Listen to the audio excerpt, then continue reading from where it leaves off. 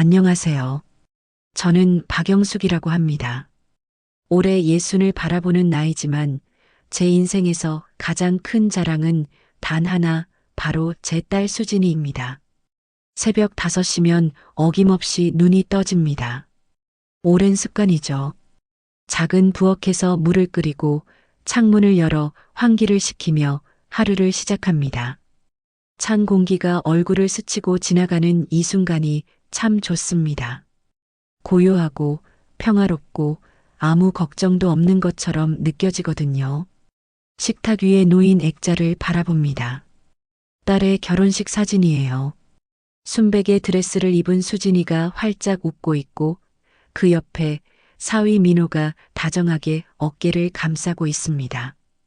참 잘 어울리는 부부라고 모두들 그렇게 말했었죠. 민호는 정말 좋은 사위였습니다. 아니, 지금도 그렇다고 믿고 있어요. 명절 때마다 빠짐없이 찾아오고 제가 허리가 아프다고 하면 안마기까지 사다 주는 사려 깊은 사람이었으니까요. 손주 서준이도 아빠를 많이 따르고요. 할머니 나왔어요. 주말 아침 현관문이 열리며 서준이의 맑은 목소리가 들려왔습니다. 5살짜리 꼬마가 신발도 제대로 벗지 않은 채 저를 향해 달려옵니다. 어머, 우리 서준이. 할머니 보고 싶었구나. 아이를 꼭 안아주니 우유 냄새가 납니다. 뒤이어 딸과 사위가 들어섭니다. 수진이는 언제나처럼 깔끔한 옷차림이지만 어딘지 모르게 피곤해 보입니다. 눈 밑에 다크서클이 화장으로도 가려지지 않네요. 엄마, 우리 왔어요. 어서 와. 민호 씨도 오랜만이네. 어머님, 안녕하세요. 요즘 일이 좀 바빠서 자주 못 찾아뵈었습니다. 민호는 언제나처럼 공손하게 인사를 건넵니다. 넥타이를 맨 단정한 모습에 부드러운 미소까지 누가 봐도 성실한 가장의 모습이었죠. 저는 며칠 전부터 준비해둔 갈비찜을 내왔습니다. 딸이 제일 좋아하는 반찬이거든요. 식탁에 둘러앉아 밥을 먹는 시간은 제게 가장 행복한 순간입니다. 어머님 음식은 역시 최고예요. 수진이도 이 맛을 못 내던데. 민호가 갈비를 한 점 집어들며 웃습니다. 수진이는 민망한지 살짝 얼굴을 붉히고요. 저는 그저 흐뭇하게 바라볼 뿐입니다. 우리 딸이 좋은 남편 만나서 정말 다행이야. 속으로 그렇게 생각하며 서준이 그릇에 반찬을 더 얹어줍니다. 아이가 잘 먹는 모습을 보는 것만으로도 배가 부릅니다. 엄마, 요즘 혼자 지내시기 괜찮으세요? 몸은 어디 불편한 데 없으시고? 그럼 멀쩡하지. 내가 걱정할 것 없어. 그래도 나이가 있으신데. 혹시 필요한 거 있으면 언제든지 말씀하세요. 수진이가 걱정스러운 눈으로 저를 바라봅니다. 딸이 저를 걱정하는 모습이 기특하면서도 한편으로는 미안한 마음이 듭니다. 이 나이에 딸한테 짐이 되고 싶지 않거든요. 식사를 마치고 민호가 거실 소파에 앉아 텔레비전을 봅니다. 저는 설거지를 하려다 화장실에 잠깐 다녀오기로 했어요. 부엌을 지나 복도로 나서는데 민호가 전화를 받는 소리가 희미하게 들려왔습니다. 지금 처가 집이라니까. 조용히 좀 해. 다음 주에 갚을게. 제발 좀. 목소리가 평소와 달리 날카롭고 다급했습니다. 저는 무심코 걸음을 멈췄어요. 뭔가 이상했습니다. 갚는다는 말이 왜 나오는 걸까요? 하지만 곧 민호가 전화를 끊고 밝은 목소리로 어머님, 커피 드릴까요? 라고 묻는 소리가 들렸습니다. 저는 아무렇지 않은 척 화장실로 향했습니다. 설마 무슨 문제가 있을까? 민호 씨가 고개를 저었습니다. 지나친 걱정이겠죠. 요즘 누구나 대출 한두 개쯤은 받아서 사는 시대인데 뭐 대수겠어요. 오후가 되자 민호가 급한 일이 생겼다며 먼저 나갔습니다. 수진이와 서준이는 조금 더 있다가 가겠다고 했어요. 민호가 나간 뒤 딸과 단둘이 차를 마시며 이야기를 나눴습니다. 수진아, 요즘 많이 피곤해 보이는데 괜찮은 거니? 아, 괜찮아요, 엄마. 회사 일이 좀 바빠서 그래요. 민호 씨는 잘해주지? 네, 물론이죠. 민호 오빠 정말 잘해줘요. 수진이는 웃으며 대답했지만 그 미소가 왠지 억지스러워 보였습니다. 저는 더 이상 묻지 않았어요. 괜히 딸이 불편해할까 봐서요. 저녁 무렵 수진이와 서준이가 돌아간 뒤 혼자 설거지를 하는데 문득 오후에 들었던 민호의 전화 통화가 떠올랐습니다. 다음 주에 갚을게. 그 목소리의 절박함이 자꾸 귓가를 맴돌았어요. 저는 고개를 저으며 거품을 씻어냈습니다. 아니야. 괜한 걱정이야. 우리 사위가 무슨 문제가 있겠어. 그렇게 스스로를 다독이며 그릇을 닦아냈지만 가슴 한편에 작은 불안의 씨앗이 심어진 것 같았습니다. 며칠이 지난 어느 날이었습니다. 딸네 집에 반찬을 가져다 주려고 들렀는데 아무도 없었어요. 수진이는 회사에 있을 시간이고 민호도 출근했을 테니까요. 열쇠는 예전에 딸이 비상용으로 맡겨둔 게 있어서 문을 열고 들어갔습니다. 거실은 깨끗하게 정돈되어 있었습니다. 반찬을 냉장고에 넣고 나오려는데 식탁 위에 펼쳐진 서류 몇 장이 눈에 들어왔어요. 청구서인가? 무심코 가까이 다가갔습니다. 그리고 그 내용을 보는 순간 온몸이 얼어붙었습니다. 대부업체 독촉장이었습니다. 강민호 앞으로 온 것이었죠. 원금 1,500만 원, 연체 이자가 붙어 지금은 2천만 원이 넘는 금액이 적혀 있었습니다. 손이 떨렸습니다. 이게 대체 무슨 일인가요? 민호가 이렇게 큰 빚을 지고 있다니. 저는 재빨리 주변을 둘러봤습니다. 혹시 다른 서류도 있을까 싶어서였죠. 그리고 거실 서랍을 열었을 때 더 충격적인 것들을 발견했습니다. 사채업체 명함, 또 다른 대부업체의 독촉 문자 프린트물, 그리고 도박 사이트 로그인 기록이 적힌 메모지까지. 도박이라니. 저는 그 자리에 주저앉고 말았습니다. 다리에 힘이 풀려버렸어요. 우리 사위가 그 착하고 다정하던 민호가 도박을 했다니. 게다가 이렇게 큰 빚까지. 수진이는 알고 있을까? 아니, 알 리가 없습니다. 딸이 알았다면 이렇게 평온한 척할 수가 없을 테니까요. 민호가 숨기고 있는 겁니다. 아내 몰래, 장모 몰래, 모든 사람을 속이면서 심장이 미친 듯이 뛰었습니다. 어떻게 해야 하나요? 딸에게 말해야 할까요? 하지만 이걸 알게 되면 수진이가 얼마나 충격받을까요? 그 행복해 보이던 가정이 한순간에 무너질 텐데. 저는 서류들을 원래 자리에 조심스럽게 되돌려 놓았습니다. 손이 너무 떨려서 제대로 정리하기도 힘들었어요. 그리고 허겁지겁 집을 나왔습니다. 현관문을 나서는데 다리가 후들거렸습니다. 엘리베이터를 기다리며 벽에 기댄 채 심호흡을 했어요. 진정해, 영수가. 일단 진정하고 생각해야 해. 하지만 진정이 될 리가 없었습니다. 머릿속이 하얘졌다가 새까맣게 변했다가를 반복했어요. 집으로 돌아오는 길, 버스 안에서 창밖을 멍하니 바라봤습니다. 지나가는 풍경이 눈에 들어오지도 않았어요. 오직 한 가지 생각뿐이었습니다. 우리 수진이를 어떻게 지켜야 하지? 그날 밤 잠을 이룰 수가 없었습니다. 천장을 바라보며 뒤척이고 또 뒤척였어요. 민호의 얼굴이 자꾸 떠올랐습니다. 그 다정하던 미소가 이제는 가면처럼 느껴졌어요. 새벽 3시가 넘어서야 겨우 잠이 들었는데 꿈속에서도 딸이 울고 있었습니다. 서준이가 할머니, 우리 집 왜 이래요? 라고 묻는 꿈이었죠. 다음 날 아침 거울을 보니 눈이 퉁퉁 부어 있었습니다. 찬물로 세수를 하고 얼굴에 물기를 닦아내면서 결심했습니다. 일단 확인해 봐야 해. 정확히 얼마나 큰 문제인지. 하지만 어떡해요? 제가 뭘 할 수 있을까요? 그저 평범한 50대 아줌마일 뿐인데. 오전에 수진이한테서 전화가 왔습니다. 엄마, 어제 반찬 가져다 주셨죠? 고마워요. 응, 잘 먹어라. 근데 엄마, 혹시 집에서 뭐 이상한 거 못 보셨어요? 심장이 철렁했습니다. 들킨 걸까요? 이상한 거? 무슨? 아니, 아무것도 아니에요. 제가 아침에 나올 때 서랍이 좀 열려 있는 것 같아서요. 제가 안 닫고 나간 것 같은데.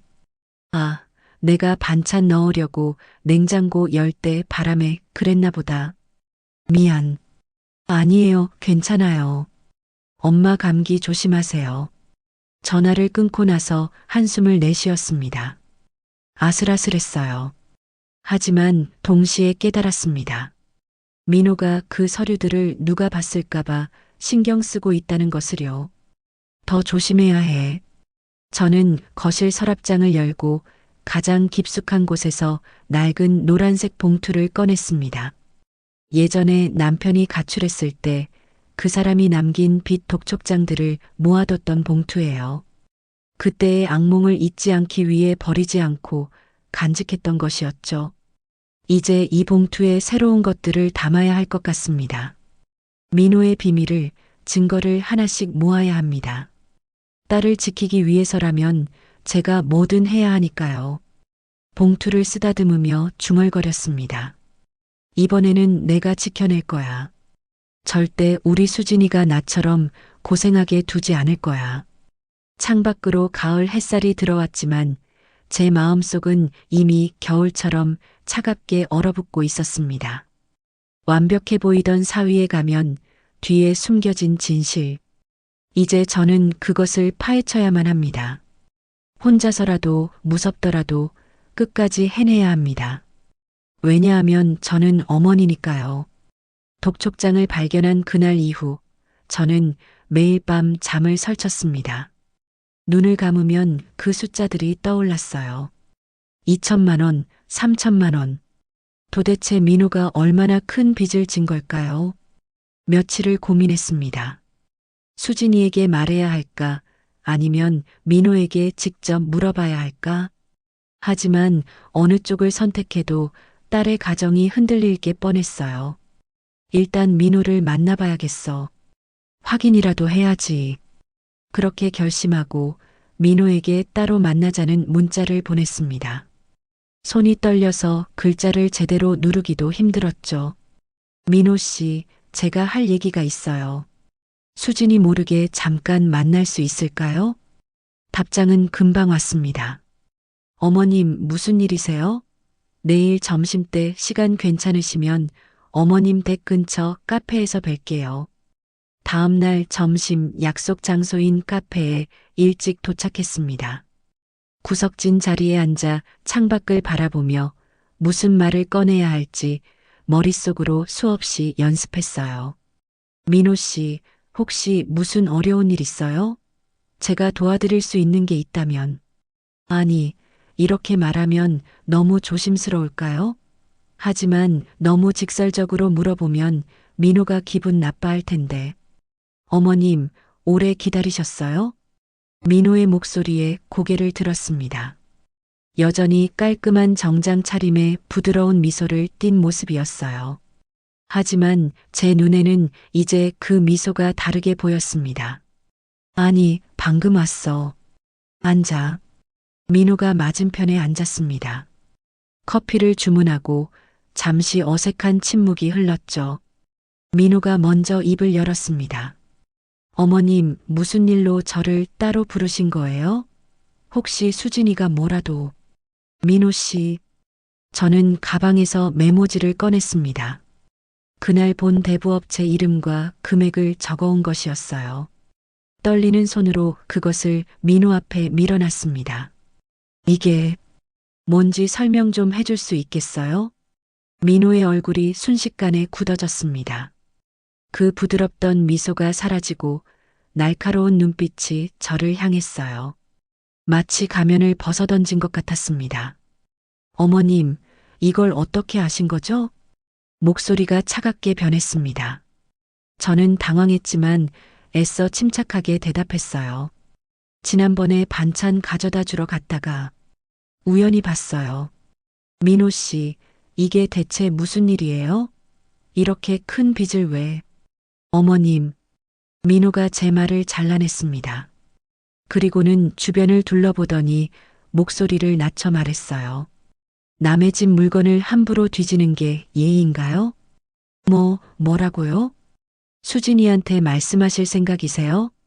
민호의 눈빛이 위협적으로 변했습니다. 저는 순간 숨이 막히는 것 같았어요. 당연히 우리 딸이 알아야죠. 이렇게 큰 빚이 있는데 어떻게 숨겨요? 어머님, 제가 처리할 일이에요. 괜한 걱정하지 마세요. 처리한다고요? 2천만 원이 넘는 빚을 어떻게 처리한다는 거예요? 제 목소리가 점점 커졌습니다. 민호가 재빨리 손을 들어 조용히 하라는 신용을 했어요. 어머님, 목소리 좀 낮추세요. 여기 사람 많아요.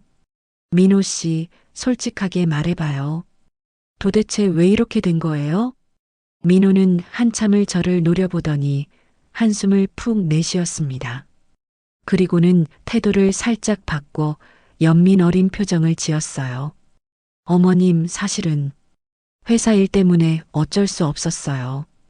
투자를 좀 했는데 실패해서 이렇게 됐습니다. 곧 만회할 수 있어요.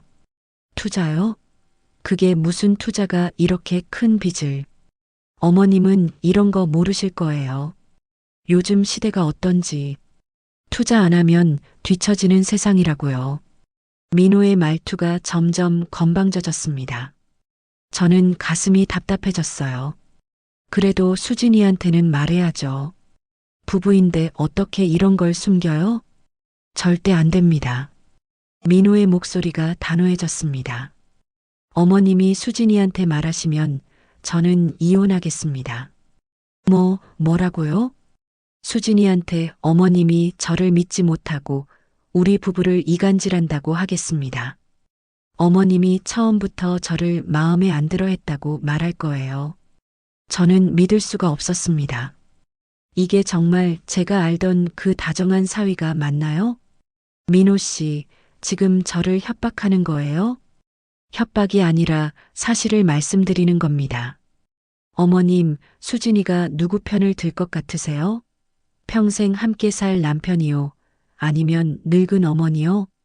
그 말이 제 가슴에 비수처럼 꽂혔습니다. 민호는 계속해서 말했어요. 어머님도 아시잖아요. 수진이가 얼마나 이 결혼에 집착하는지, 행복한 가정을 꾸리는 게 얼마나 중요한지. 만약 어머님이 우리 사이를 망치면 수진이는 어머님을 절대 용서 안 할 겁니다.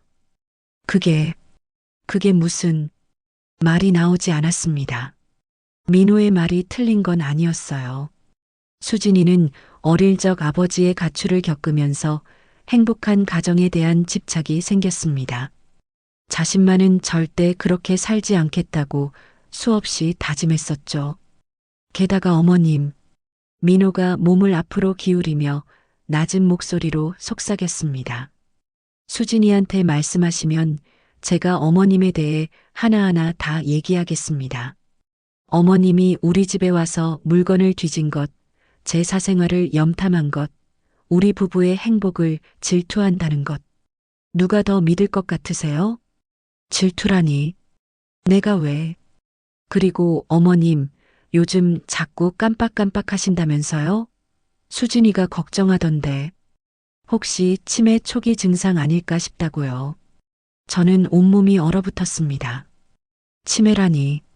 그건 제가 며칠 전에 수진이한테 농담처럼 했던 말이었어요.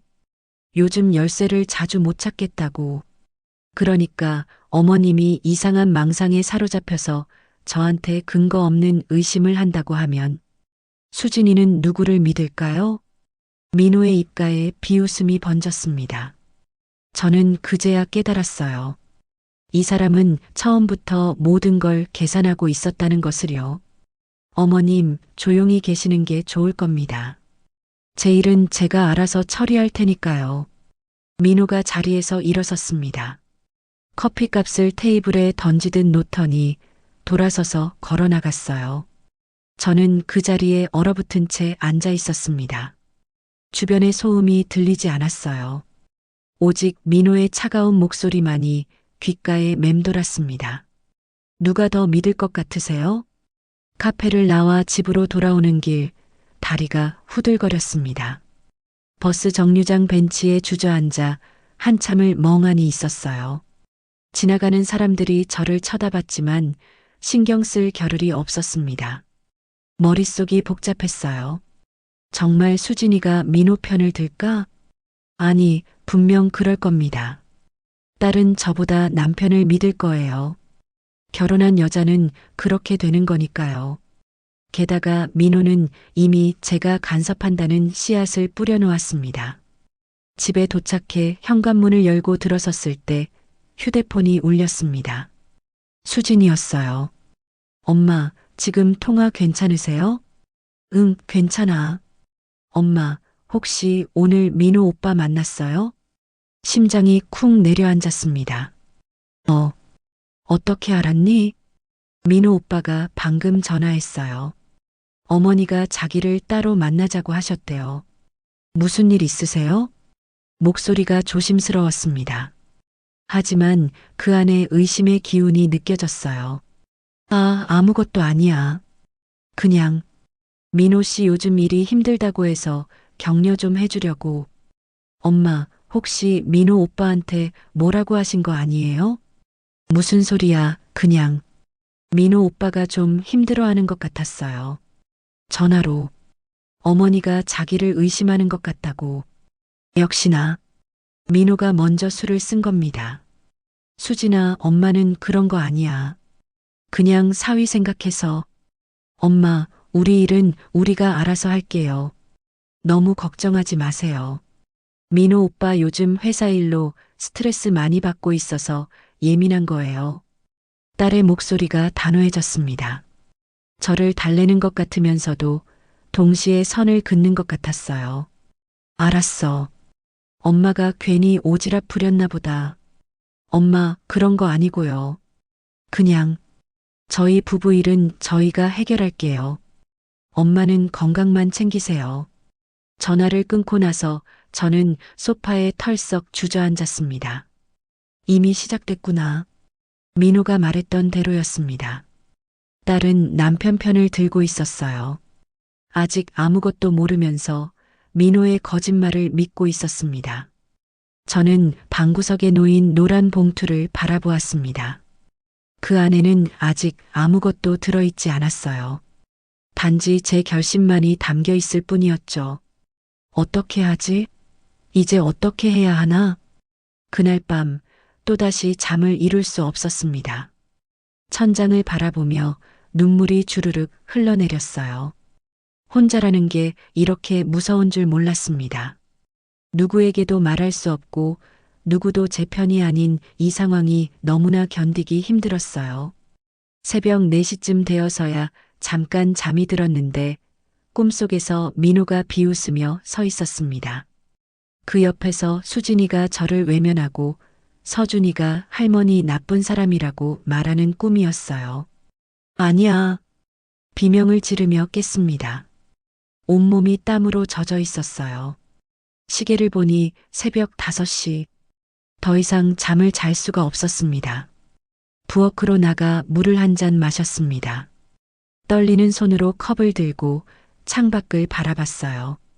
아직 어둠이 가시지 않은 새벽이었습니다. 포기할까? 그런 생각이 들었습니다.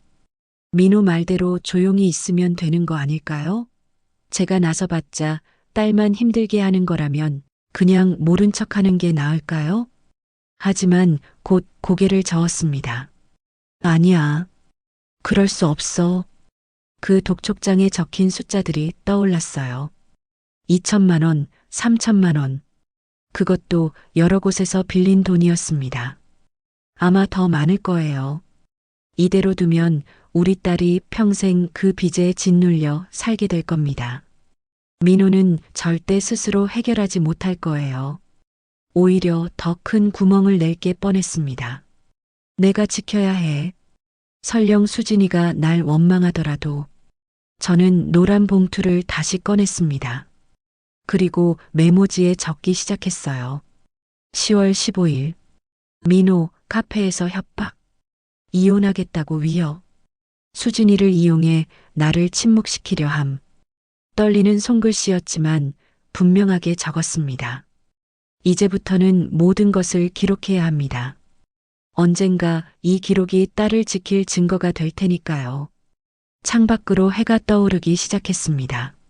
하지만 제 마음속은 여전히 어둠이 가시지 않았어요. 민호는 저를 완벽하게 고립시켰습니다. 딸은 이미 남편 편을 들고 저는 의심받는 시어머니가 되어버렸죠. 하지만 포기할 수 없었습니다. 왜냐하면 저는 어머니니까요. 설령 딸이 저를 오해하고 원망하더라도 끝까지 딸을 지켜내야 하는 게 어머니니까요. 노란 봉투를 가슴에 꼭 안으며 중얼거렸습니다. 기다려라, 강민호. 내가 생각하는 것보다 나는 훨씬 더 강하다. 내 딸을 지키기 위해서라면 이 늙은 몸뚱이라도 던질 수 있어. 민호와의 대면 이후 일주일이 흘렀습니다. 그 일주일은 제 인생에서 가장 길고 외로운 시간이었어요. 수진이에게서 연락이 뚝 끊겼습니다. 평소엔 이틀에 한 번씩은 안부 전화를 하던 딸이 이제는 제가 먼저 전화해도 엄마 바빠서 나중에 다시 걸게라는 짧은 대답뿐이었죠. 민호가 뭐라고 했을까? 알 것 같았습니다. 장모가 자신을 의심하고 괴롭힌다고 부부 사이를 갈라놓으려 한다고 말했겠죠. 그리고 수진이는 남편을 믿었을 겁니다. 어느 날 저녁 참다 못해 딸네 집 앞까지 갔습니다. 반찬을 싸들고요. 초인종을 누르니 한참 만에 수진이가 문을 열었어요. 엄마, 왜 연락도 안 하고 반찬 좀 가져왔다. 들어가도 되니? 지금은 좀 안 되는데요. 딸이 문틈 사이로 얼굴만 내민 채 말했습니다. 집 안으로 들여보내지 않겠다는 뜻이었죠. 왜? 민호 씨 있어? 아니요, 민호 오빠는 회사 회식이에요. 그냥 집이 좀 어질러져서요. 거짓말이었습니다. 문틈 사이로 보이는 거실은 깨끗하게 정돈되어 있었으니까요. 수진이는 그저 저를 드리고 싶지 않은 거였습니다. 그래, 알았어.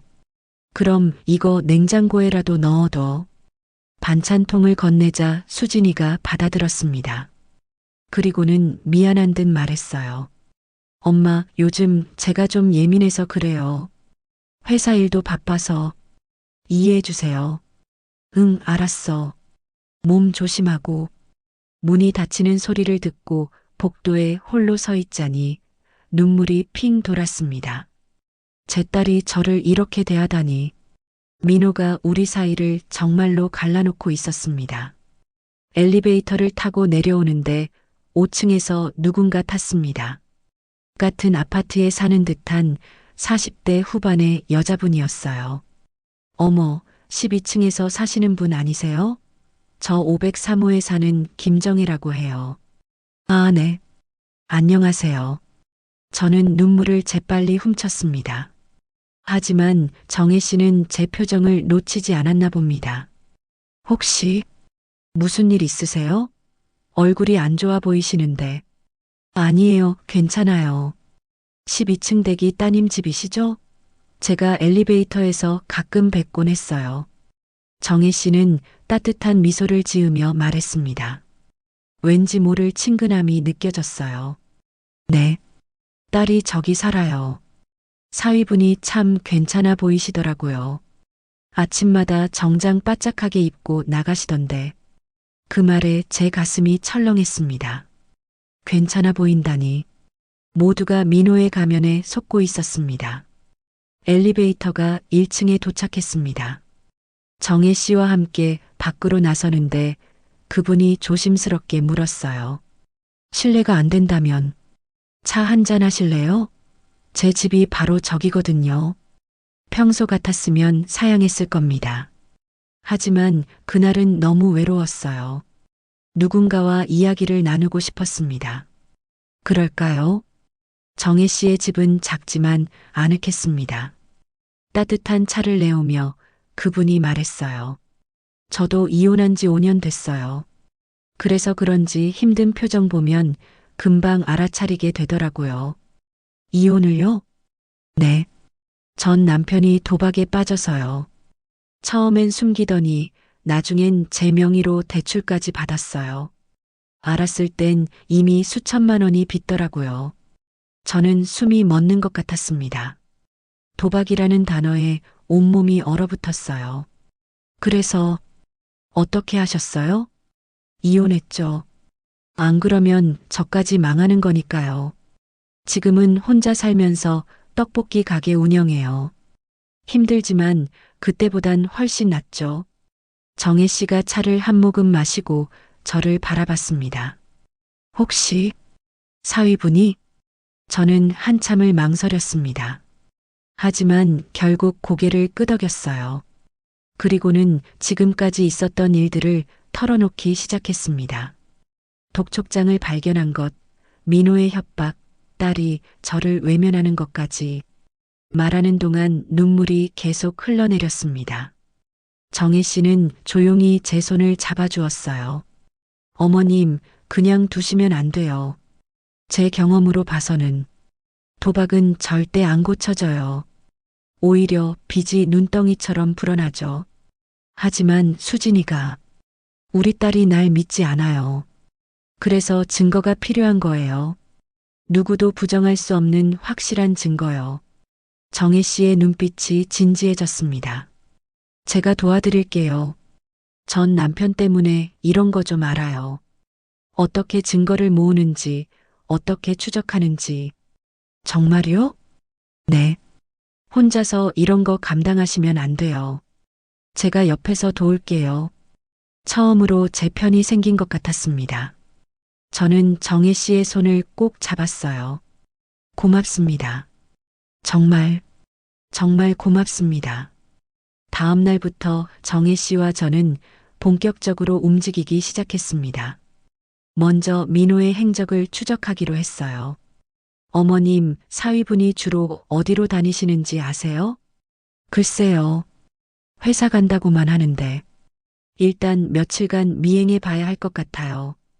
도박하는 사람들은 패턴이 있거든요. 미행이라니. 드라마에서나 보던 일을 제가 직접 하게 될 줄이야. 정혜 씨와 함께 민호의 출근 시간에 맞춰 딸네 아파트 주차장에서 기다렸습니다. 저는 모자를 깊이 눌러 쓰고 마스크까지 했어요. 혹시라도 민호에게 들키면 큰일이니까요. 오전 9시쯤 민호가 차를 몰고 나왔습니다. 정혜 씨가 재빨리 택시를 잡았어요. 저 차 따라가 주세요. 택시 기사가 이상한 눈으로 쳐다봤지만 정혜 씨가 남편 바람 피우는 것 같아서요라고 둘러대자 고개를 끄덕였습니다. 민호의 차는 회사가 있는 강남 방향으로 가는가 싶더니 갑자기 방향을 틀었습니다. 그리고 도착한 곳은 번화가의 한 건물이었어요. 어머님, 저기 봐요. 저 건물 간판. 정혜 씨가 가리킨 곳을 보니 VIP 게임장이라는 간판이 보였습니다. 게임장이요? 불법 도박장이에요. 겉으로는 게임장이라고 하지만 안에서는 도박을 해요. 민호가 건물 안으로 들어가는 모습이 보였습니다. 저는 휴대폰을 꺼내 사진을 찍었어요. 손이 너무 떨려서 제대로 잡기도 힘들었지만 어떻게든 찍어냈습니다. 오전부터 저런 데를 간다는 건 회사도 제대로 안 다니는 거예요. 정혜 씨의 말에 머리가 지끈거렸습니다. 이게 대체 어디까지인 걸까요? 우리는 근처 카페로 자리를 옮겨 기다렸습니다. 1시간, 2시간, 오후 2시가 되어서야 민호가 나왔어요. 얼굴이 흙빛이었습니다. 머리를 쥐어뜯으며 전화를 하는 모습이 보였죠. 아마 또 돈을 잃었나 봅니다. 사진 더 찍으세요. 정혜 씨의 말에 저는 계속해서 사진을 찍었습니다. 도박장 간판, 출입하는 민호의 모습, 전부 다요. 일주일 동안 우리는 민호를 미행했습니다. 놀랍게도 민호는 일주일에 4번이나 그 도박장을 찾았어요. 회사는 거의 안 가는 것 같았습니다. 어머님, 이 정도면 충분해요. 이제 한 가지만 더 확인하면 돼요. 뭔가요? 빚의 규모요. 정확히 얼마나 빚이 있는지 알아야 해요. 정혜 씨는 자신의 지인을 통해 대부업체 직원을 만날 수 있게 해주었습니다. 물론 비공식적인 만남이었죠. 대부업체 직원은 민호의 이름을 듣자마자 고개를 저었습니다. 아, 그분. 우리한테만 3천만 원 밀려 있어요. 다른 데도 여러 군데 빌렸을 거예요. 3천만 원이요? 네. 계속 이자만 갚다가 요즘은 그것도 안 갚아요. 사실 법적 조치 검토 중이에요. 저는 다리에 힘이 풀렸습니다. 3천만 원. 그것도 한 곳에만요. 그렇다면 다 합치면 얼마나 될까요? 혹시 다른 대부업체 연락처도 알 수 있을까요? 정혜 씨가 물었고 직원은 몇 군데 이름을 알려주었습니다. 집으로 돌아와 노란 봉투를 펼쳤습니다. 이제 그 안에는 제법 많은 것들이 쌓여 있었어요. 민호가 도박장에 출입하는 사진들, 대부업체 직원과의 통화 녹음, 빚 규모를 적은 메모, 민호의 거짓말 일지. 이제 거의 다 됐어. 저는 중얼거렸습니다. 하지만 마음 한편이 무거웠어요. 이걸 수진이한테 보여주면 우리 딸이 얼마나 충격받을까. 그날 밤 서준이에게서 전화가 왔습니다. 딸의 핸드폰으로 걸려온 거였어요. 할머니, 서준아, 어떻게 전화했어? 엄마 핸드폰 몰래 가져왔어. 할머니 목소리 듣고 싶었어. 아이의 목소리가 울먹였습니다. 왜 그래, 우리 서준이? 무슨 일 있어? 할머니, 아빠가 자꾸 화내. 어제도 엄마랑 싸웠어. 엄마가 울었어. 심장이 철렁했습니다. 그래, 아빠가 왜 화를 냈는데? 모르겠어. 근데 아빠가 할머니 얘기하면서 화냈어. 장모 때문에 짜증난다고. 저는 눈물이 났습니다. 민호가 집에서까지 저에 대해 험담을 하고 있었던 겁니다. 서준아, 괜찮아. 할머니가 곧 다 해결해 줄게. 우리 서준이는 걱정하지 마. 할머니, 보고 싶어? 언제 와? 곧 갈게. 조금만 기다려. 전화를 끊고 나서 저는 노란 봉투를 꼭 껴안았습니다. 이제 더 이상 미룰 수 없어. 서준이까지 힘들어하고 있잖아. 다음 날 아침 정혜 씨에게 전화했습니다. 정혜 씨, 이제 수진이한테 보여줄 거예요. 어머님, 준비되셨어요? 네. 더 이상 기다릴 수 없어요. 우리 손주까지 힘들어하고 있어요. 알겠습니다. 제가 같이 갈게요. 혼자 가시면 안 돼요. 정혜 씨의 말에 고개를 끄덕였습니다. 저는 거울을 보며 머리를 단정히 빗었습니다. 옷도 깔끔하게 입었어요. 그리고 노란 봉투를 가방에 넣었습니다. 오늘이 마지막이야. 오늘 모든 걸 끝내는 거야. 하지만 막상 집을 나서려니 다리가 떨렸습니다. 수진이가 저를 어떻게 볼까요? 민호 편을 들까요? 아니면 제 말을 들어줄까요? 어쩌면 수진이는 날 더 미워하게 될지도 몰라. 그런 생각이 들었습니다. 하지만 돌아설 수는 없었어요. 문고리를 잡으며 중얼거렸습니다. 괜찮아. 설령 수진이가 날 원망하더라도 진실만은 알려줘야 해. 그게 엄마의 도리니까. 가을 햇살이 창문 너머로 쏟아져 들어왔습니다.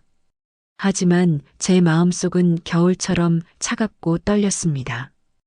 혼자만의 싸움은 이제 막바지로 치닫고 있었습니다. 수진이를 만나러 가기로 한 그날 아침, 저는 평소보다 일찍 일어났습니다. 거울 앞에 서서 한참을 제 모습을 바라봤어요. 주름이 깊어진 얼굴, 희끗희끗해진 머리카락, 굽어진 어깨. 언제 이렇게 늙었을까요? 하지만 눈빛만큼은 살아 있었습니다. 딸을 지키겠다는 결연한 의지로 빛나고 있었어요. 정혜 씨가 오전 10시에 찾아왔습니다. 손에는 두툼한 파일을 들고 있었죠. 어머님, 제가 어젯밤에 정리했어요. 사진이랑 녹음 파일, 대부업체 연락처까지 다 프린트했어요. 정혜 씨, 정말 고마워요. 괜찮아요. 저도 과거에 누군가 이렇게 도와줬으면 덜 고생했을 텐데 싶어서요. 정혜 씨의 눈빛에 과거의 아픔이 어려 있었습니다. 하지만 동시에 저를 향한 연대의식도 느껴졌어요. 우리는 함께 수진이의 회사로 향했습니다. 집에서 만나면 민호가 방해할 수도 있으니 딸이 점심시간에 나올 때를 노린 겁니다. 회사 앞 카페에서 기다리는 동안 저는 계속해서 손을 비볐습니다. 떨림이 멈추지 않았어요. 어머님, 괜찮으세요? 응, 그냥 떨려서. 당연히 떨리시죠. 하지만 어머님은 잘하고 계세요. 딸을 위해 이렇게까지 하시는 분이 세상에 몇이나 될까요? 정혜 씨가 제 손을 꼭 잡아주었습니다. 그 따뜻함에 조금 마음이 진정되었어요. 12시가 되자 사람들이 하나둘 건물에서 나왔습니다. 그리고 마침내 수진이가 보였어요. 동료 한 명과 함께 걸어 나오고 있었습니다. 수진아. 제가 부르자 딸이 깜짝 놀라며 돌아봤습니다. 엄마, 여기 왜? 잠깐 얘기 좀 하자. 중요한 거야. 수진이의 얼굴이 굳어졌습니다. 동료에게 먼저 가라고 손짓하고는 저에게 다가왔어요. 엄마, 갑자기 회사까지 찾아오시면 어떡해요? 전화하시지. 전화하면 받았을까? 제 말에 수진이가 입을 다물었습니다. 그리고는 정혜 씨를 쳐다봤어요. 이분은 누구세요? 아, 저는 어머님과 같은 아파트에 사는 김정혜라고 해요. 수진 씨, 저희 얘기 좀 들어보세요. 우리는 근처 조용한 카페로 자리를 옮겼습니다. 수진이는 내내 불편한 표정이었어요. 엄마, 무슨 일이에요? 빨리 말씀하세요. 점심시간 얼마 안 남았어요. 수진아. 저는 가방에서 노란 봉투를 꺼냈습니다. 그리고 그 안에 서류들을 하나씩 테이블 위에 펼쳐놓기 시작했어요. 먼저 도박장 출입 사진들. 민호가 VIP 게임장에 들어가는 모습, 나오는 모습, 머리를 쥐어뜯으며 전화하는 모습. 수진이의 얼굴이 점점 창백해졌습니다. 이게 뭐예요? 민호 씨가 일주일에 4번씩 다니는 곳이야. 불법 도박장이야. 말도 안 돼요. 민호 오빠가 도박을? 수진아, 더 있어. 저는 대부업체 목록을 내밀었습니다. 정혜 씨가 정리한 것이었어요. 민호 씨는 지금 최소 5군데의 대부업체에서 돈을 빌렸어. 확인된 것만 총 8천만 원이 넘어. 8천만 원? 수진이의 목소리가 떨렸습니다. 거짓말이에요. 민호 오빠가 그럴 리 없어요. 엄마가 이상한 사람들한테 속은 거예요. 수진아, 이걸 봐. 정혜 씨가 태블릿을 꺼내 민호와 대부업체 직원의 통화 녹음을 틀었습니다. 강민호 씨, 언제 갚으실 건가요? 이자라도 좀 넣어주세요. 다음 주에요. 제발 좀 기다려주세요. 매번 그렇게 말씀하시잖아요. 이번 달까지 안 들어오면 법적 조치 들어갑니다. 민호의 목소리가 분명했습니다. 수진이는 입을 막고 눈물을 흘리기 시작했어요. 안 돼. 이럴 리가 없어. 수진아, 엄마 말 들어봐. 민호 씨는 너한테 거짓말하고 있어. 회사도 제대로 안 다니고 도박으로 돈을 탕진하고 있는 거야. 엄마가 왜 이래요? 왜 우리 가정을 망치려고 해요? 수진이가 소리쳤습니다. 주변 사람들이 쳐다봤지만 신경 쓸 겨를이 없었어요. 수진 씨, 정혜 씨가 조용하지만 단호한 목소리로 말했습니다. 저도 당신과 똑같은 상황을 겪었어요. 5년 전에요. 남편이 도박에 빠져서 제 명의로 대출까지 받았죠. 알았을 땐 이미 늦었어요. 제 신용도 망가지고 집도 날아갔어요. 도박은 절대 안 고쳐져요. 본인이 인정하고 치료받지 않는 한. 그리고 지금 민호 씨는 인정할 생각이 전혀 없어요. 오히려 어머님을 협박하면서 숨기고 있잖아요. 수진이가 저를 쳐다봤습니다. 협박이요? 민호 오빠가 엄마를? 저는 고개를 끄덕였습니다. 카페에서 만났을 때 민호 씨가 나한테 말했어. 내가 누구 편을 들 거냐고. 남편이냐, 늙은 엄마냐고. 그리고 내가 너한테 말하면 이혼하겠다고 협박했어. 세상에. 수진이가 두 손으로 얼굴을 감쌌습니다. 엄마, 저 몰랐어요. 정말 몰랐어요. 민호 오빠가 엄마를 의심한다고만 해서. 알아. 내 잘못이 아니야.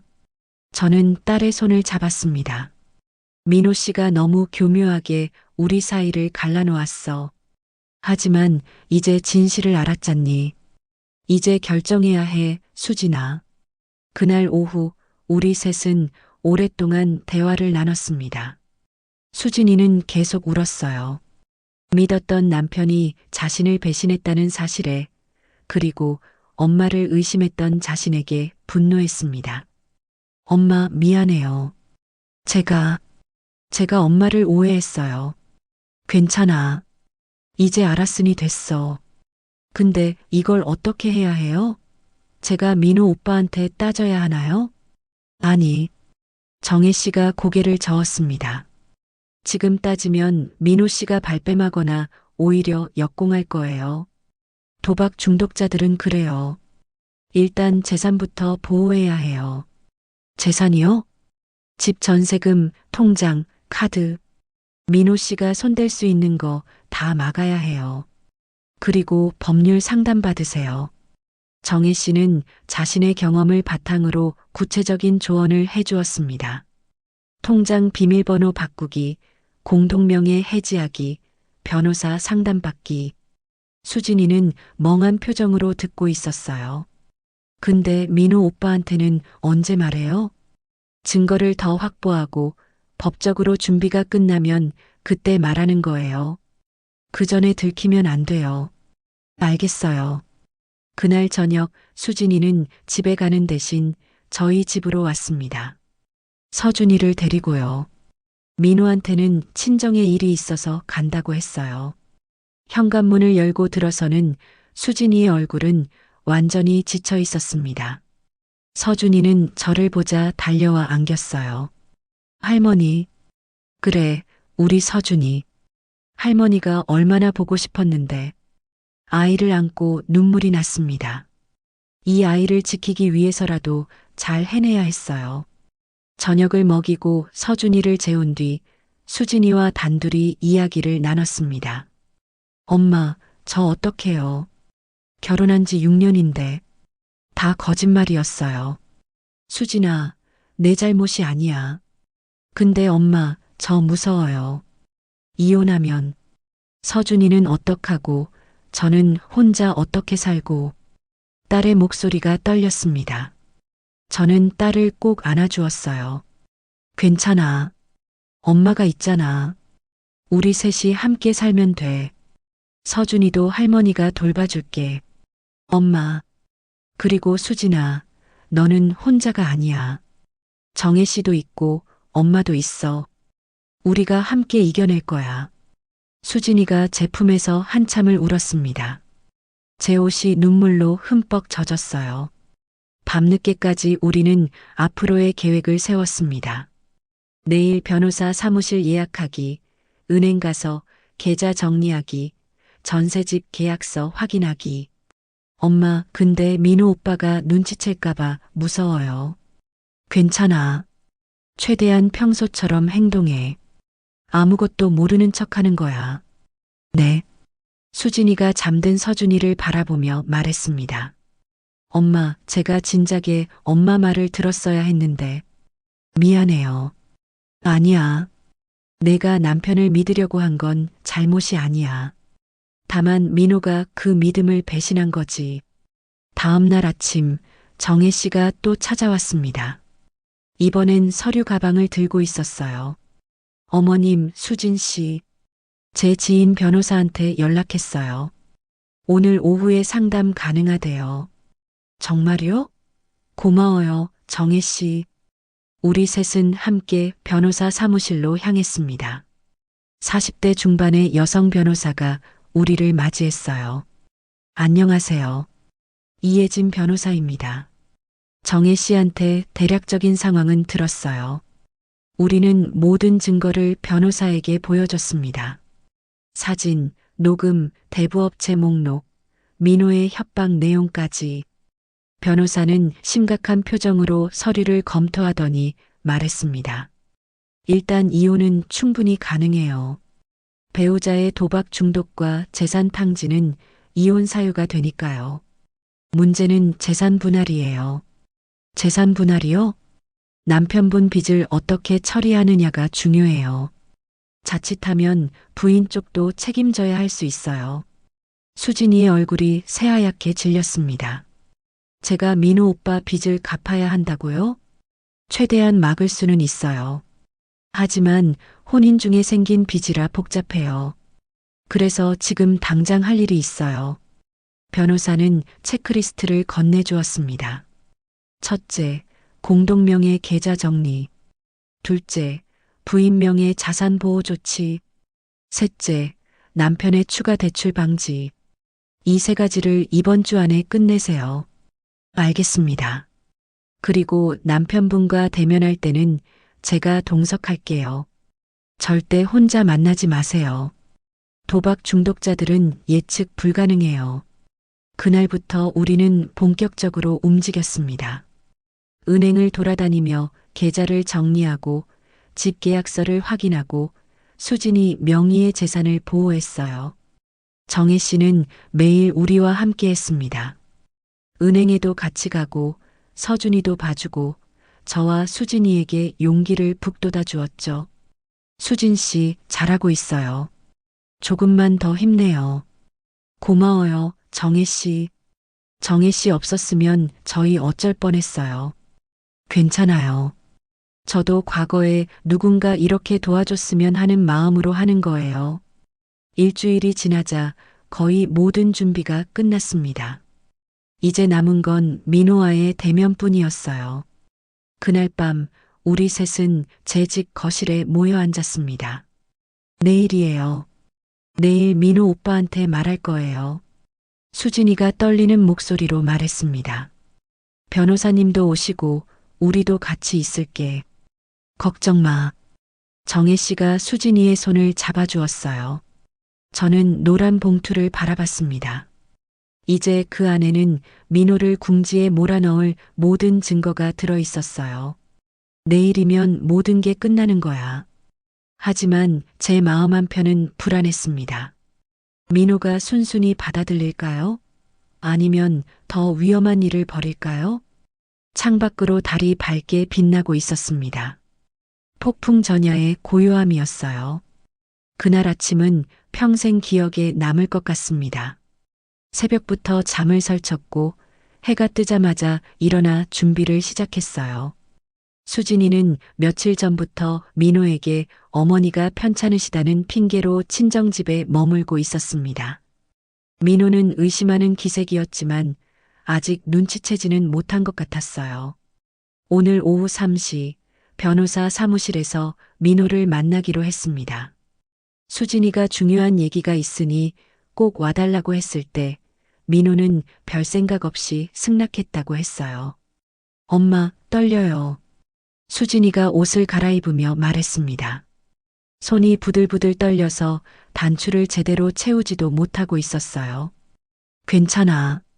우리한테는 진실이 있잖아. 저는 딸의 어깨를 토닥이며 말했습니다. 하지만 사실 저도 무서웠어요. 민호가 어떻게 나올지 알 수 없었으니까요. 정혜 씨가 오전 10시에 도착했습니다. 어머님, 수진 씨 준비되셨어요? 네, 준비됐어요. 우리는 노란 봉투와 모든 증거 서류를 챙겼습니다. 변호사님이 이미 사본을 가지고 계셨지만 원본도 가져가기로 했어요. 차로 이동하는 동안 아무도 말이 없었습니다.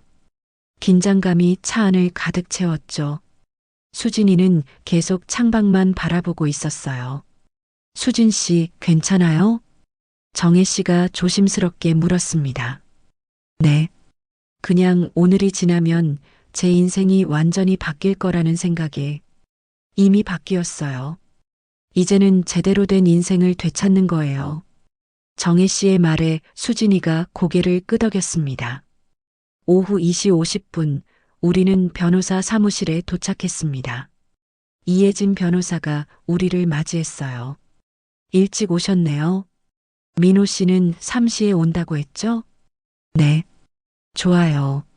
그럼 우리가 먼저 자리 잡고 있다가 그분이 오시면 시작하죠. 기억하세요. 절대 감정적으로 대응하지 마세요. 우리한테는 증거가 있어요. 우리는 회의실로 들어갔습니다. 긴 테이블을 사이에 두고 우리는 한쪽에, 민호가 앉을 자리는 반대편에 준비되어 있었어요. 3시 정각, 노크 소리가 들렸습니다. 들어오세요. 문이 열리고 민호가 들어섰습니다. 깔끔한 정장 차림이었지만 얼굴은 수척해 보였어요. 우리를 보자 표정이 굳어졌습니다. 이게 무슨 상황이죠? 민호의 목소리가 날카로워졌습니다. 앉으세요, 민호 씨. 변호사가 차분하게 말했습니다. 저는 이혜진 변호사입니다. 수진 씨의 법률 대리인이에요. 법률 대리인? 수진아, 이게 무슨 짓이야? 민호가 수진이를 향해 소리쳤습니다. 수진이가 움찔했지만 정혜 씨가 그녀의 손을 꼭 잡아주었어요. 민호 씨, 앉으셔서 얘기하시죠. 소리 지르시면 이 자리는 끝납니다. 변호사의 단호한 말에 민호는 마지못해 자리에 앉았습니다. 하지만 눈빛은 여전히 날카로웠어요. 대체 무슨 일입니까?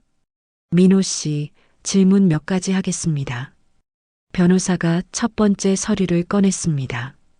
현재 민호 씨가 대부업체에서 빌린 돈이 총 얼마나 되죠? 민호의 얼굴이 창백해졌습니다. 그건 왜? 대답해 주세요. 모르겠습니다. 그럼 제가 알려드릴게요. 변호사가 서류를 테이블 위에 펼쳤습니다. A 대부업체 3천만 원, B 대부업체 2천만 원, C 대부업체 1,500만 원, D 대부업체 2천만 원, E 대부업체 500만 원, 총 9천만 원입니다. 9천만 원? 수진이가 비명처럼 중얼거렸습니다. 저희가 마지막으로 확인했을 때보다 더 늘어 있었어요. 거짓말입니다. 그렇게 많지 않아요. 민호가 부인했습니다. 여기 각 업체에서 받은 확인서가 있습니다. 그리고 이건 변호사가 다음 서류를 꺼냈어요. 민호 씨가 일주일에 평균 사회 출입한 불법 도박장의 증거 사진들입니다. 테이블 위에 사진들이 쏟아졌습니다. VIP 게임장 간판 앞에서 출입하는 민호의 모습, 머리를 쥐어뜯으며 전화하는 모습, 지친 얼굴로 나오는 모습. 민호는 할 말을 잃은 듯 입을 벙긋거렸습니다. 이건 누가? 장모님께서 직접 모으신 증거입니다. 변호사가 저를 가리켰습니다. 민호가 저를 노려봤어요. 그 눈빛에는 분노와 배신감이 가득했습니다. 장모님, 당신이 날 미행했단 말이에요? 내 딸을 지키기 위해서라면 뭐든지 했어요. 제가 침착하게 대답했습니다. 그리고 더 있습니다. 변호사가 녹음기를 꺼냈습니다. 민호 씨가 장모님을 협박한 내용입니다. 녹음이 재생되었습니다. 어머님이 수진이한테 말하시면 저는 이혼하겠습니다. 수진이가 누구 편을 들 것 같으세요? 평생 함께 살 남편이요? 아니면 늙은 어머니요? 요즘 자꾸 깜빡깜빡 하신다면서요? 혹시 치매 초기 증상 아닐까 싶다고요. 민호의 목소리가 또렷하게 들렸습니다. 회의실이 정적에 휩싸였어요. 수진이가 떨리는 목소리로 물었습니다. 민호 오빠, 이게 다 진짜예요? 민호는 대답하지 않았습니다. 그저 주먹을 꽉 쥔 채 테이블을 노려보고만 있었어요. 민호 씨, 변호사가 단호하게 말했습니다. 이 증거들은 모두 법정에서 유효합니다. 도박 중독, 재산 탕진, 배우자 기만, 존속 협박. 충분한 이혼 사유가 됩니다. 이혼? 민호가 고개를 번쩍 들었습니다. 수진아, 너 나랑 이혼하겠다는 거야? 수진이는 대답하지 못했습니다. 눈물만 흘러내리고 있었어요. 수진 씨는 이혼 소송을 제기할 예정입니다. 그리고 민호 씨가 혼인 기간 중 지은 빚에 대해서는 책임지지 않을 겁니다. 말도 안 돼. 그건 부부가 함께 갚아야 하는 거 아니에요? 혼인 중 발생한 빚이라도 배우자. 몰래 도박으로 진 빚은 일상가사대리권 범위를 벗어난 것으로 인정될 수 있습니다. 특히 배우자를 기만하고 협박까지 한 경우에는요. 변호사의 설명에 민호의 얼굴이 점점 더 창백해졌습니다. 그리고 하나 더. 변호사가 마지막 서류를 꺼냈어요. 민호 씨가 회사에 정상 출근하지 않고 있다는 인사팀 확인서입니다. 지난 2달간 결근 및 조퇴가 32회. 해고 직전 상태라고 하더군요. 뭐라고요? 수진이가 믿을 수 없다는 표정으로 민호를 쳐다봤습니다. 민호 오빠 회사도 제대로 안 다닌 거예요? 수진아, 그게 아니라. 그럼 뭐예요? 도박하느라 회사도 못 다닌 거잖아요. 수진이가 처음으로 목소리를 높였습니다. 우리 전세금은요? 그 돈은 어디 갔어요? 제가 악착같이 모은 돈, 오빠 빚 갚는데 다 쓴 거예요? 수진아, 진정해. 내가 설명할게. 설명은 무슨 설명? 6년 동안 저한테 거짓말한 거잖아요. 수진이가 일어나 소리쳤습니다. 눈물이 폭포처럼 쏟아졌어요. 저는 오빠 믿고 엄마까지 의심했어요. 엄마가 얼마나 힘들어했는지 알아요? 혼자서 이 증거 다 모으시면서 얼마나 무서웠을까요? 수진아, 제가 딸의 손을 잡았습니다. 괜찮아. 엄마는 괜찮아. 엄마, 미안해요. 정말 미안해요. 수진이가 제 품에 안겨 울었습니다. 민호는 그 모습을 바라보며 주먹을 쥐었다 폈다를 반복했어요. 그의 얼굴에는 분노와 패배감이 동시에 어려 있었습니다. 잠시 후 수진이가 진정되자 변호사가 다시 입을 열었습니다. 민호 씨, 2가지 선택지가 있습니다. 첫째, 협의 이혼에 동의하고 수진 씨에 대한 모든 재산 청구권을 포기하는 겁니다. 둘째, 법정으로 가는 거죠. 그럼 이 모든 증거가 공개되고 민호 씨의 사회적 신용은 완전히 바닥날 겁니다. 협박이네요. 민호가 비웃었습니다. 협박이 아니라 현실입니다. 선택하세요. 민호는 한참을 고민하는 듯 했습니다. 그러다가 갑자기 수진이를 향해 말했어요. 수진아, 정말 이러고 싶어? 우리 서준이는 어떻게 할 건데? 서준이 얘기는 꺼내지도 마세요. 수진이가 차갑게 말했습니다. 서준이가 오빠한테 말했어요. 아빠가 자꾸 화낸다고, 무섭다고, 엄마가 운다고. 그 어린애가 얼마나 불안했겠어요. 그건 서준이는 제가 키울 거예요. 오빠 같은 사람한테는 못 맡겨요. 수진이의 목소리는 단호했습니다. 제가 알던 나약한 딸이 아니었어요. 이제는 한 아이의 엄마로서 자신의 인생을 지키기 위해 싸우는 강한 여성이 되어 있었습니다. 민호는 더 이상 아무 말도 하지 못했습니다. 30분 드리겠습니다. 밖에서 생각하고 오세요. 변호사의 말에 민호가 비틀거리며 자리에서 일어났습니다. 문을 나서기 전 그가 저를 돌아봤어요. 장모님, 만족하세요? 만족? 내가 왜 만족해요? 저는 차갑게 대답했습니다.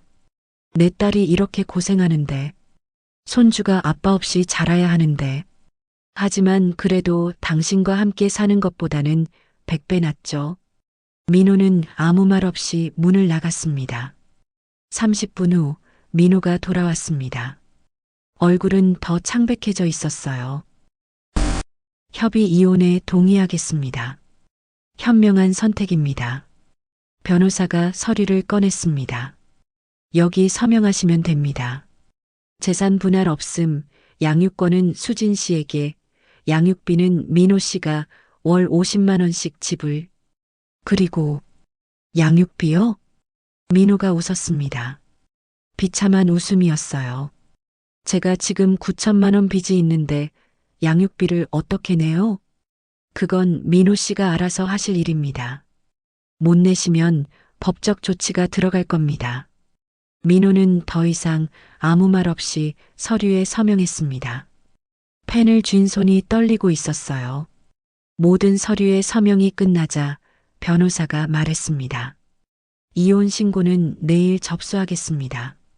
민호 씨, 오늘부터 수진 씨와 접촉을 금합니다. 특히 서준이와는 절대 연락하지 마세요. 위반 시 접근금지 가처분 신청하겠습니다. 알겠습니다. 민호가 자리에서 일어났습니다. 문을 나서기 전 마지막으로 수진이를 봤어요. 수진아, 미안해. 수진이는 대답하지 않았습니다. 그저 고개를 돌려버렸죠. 민호가 나가고 회의실에는 우리만 남았습니다. 수진이가 테이블에 엎드려 한참을 울었어요. 저와 정혜 씨는 양쪽에서 딸의 등을 토닥였습니다. 다 끝났어. 이제 다 끝났어. 저는 중얼거렸습니다. 6년의 결혼이 단 1시간 만에 무너졌습니다. 하지만 동시에 새로운 시작이 열렸어요. 창밖으로 해가 지고 있었습니다. 긴 하루가 끝나가고 있었죠. 이혼 서류에 서명한 그날 이후 일주일이 지났습니다. 수진이와 서준이는 계속 제 집에 머물고 있었어요. 작은 집이라 불편했지만 서로를 의지하며 지낼 수 있어서 오히려 마음은 편했습니다. 수진이는 회사에 복직했고 저는 낮 동안 서준이를 돌봤어요. 아이는 아빠 없이 지내는 것에 대해 별말이 없었습니다. 오히려 할머니 집에서 지내는 게 더 좋은지 매일 웃으며 지냈죠. 할머니, 오늘 유치원에서 그림 그렸어. 그래, 우리 서준이가 뭘 그렸는데? 우리 가족, 여기 엄마, 여기 할머니, 여기 나. 그림에는 3사람만 그려져 있었습니다. 아빠는 없었어요.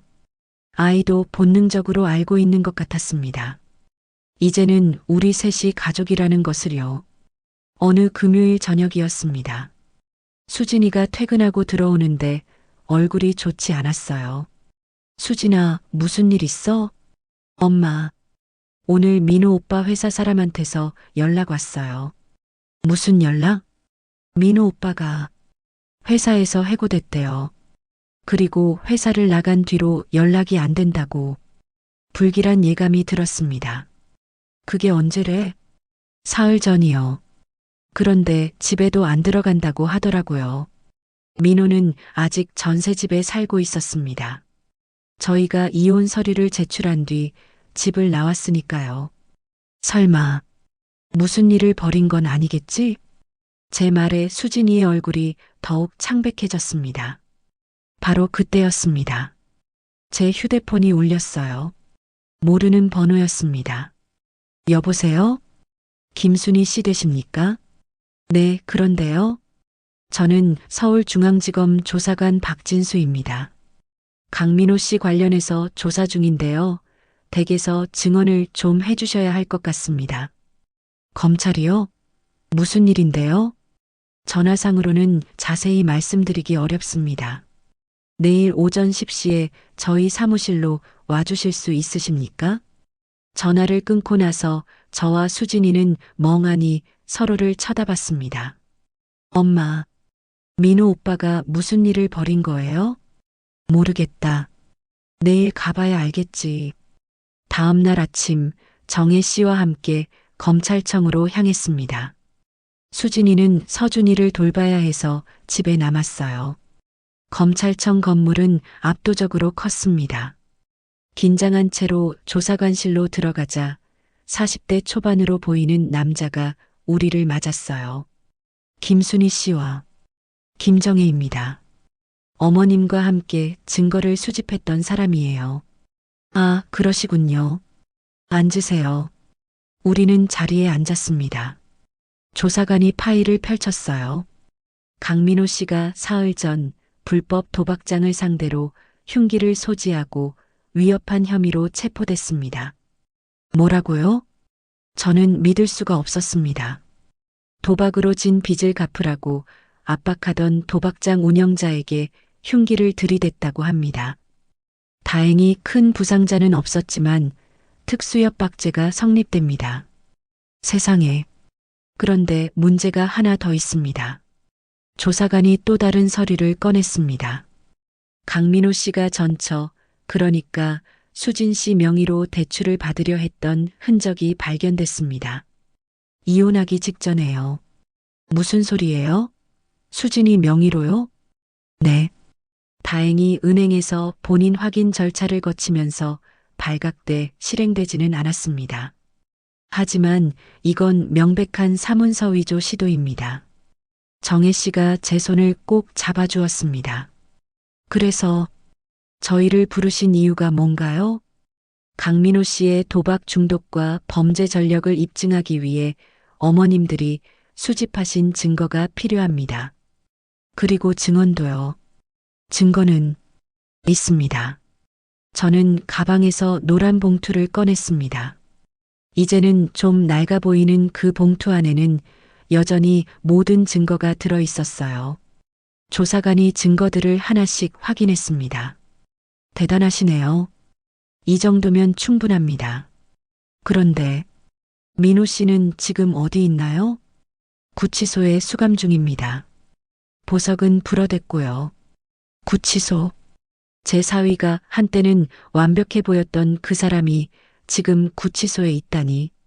집으로 돌아오는 길 저는 말이 없었습니다. 어머님 괜찮으세요? 응.